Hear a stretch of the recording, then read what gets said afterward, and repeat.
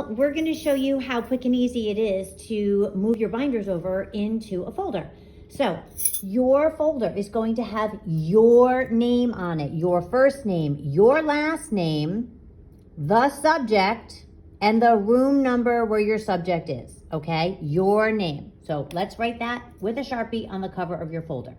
Great. Then when you open the folder, on the left-hand side, you're going to write vocab. On the right-hand side, you're going to write classwork. In Sharpie, nice and neat. Got it? Okay, cool. In the middle, your folder has 3 prongs.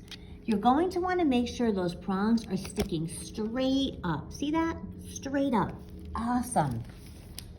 On those prongs, the first thing that's going to go in there is your vocabulary flashcard plastic bag that we have already hole punched for you. Please make sure you have the opening on the top, and please make sure you have written your first and last name and homeroom on the label. Okay. Once you have that in, on the left-hand side, you will put in your tab, divider tab, that says resources. You already have this. Put it right on there on top of those 3 prongs. Awesome sauceum. And then you'll take your 10 or 12 or so sheet protectors and make sure, please, that the opening of the sheet protector is on the top. You should be able to pull it apart and see that the opening's on the top, okay?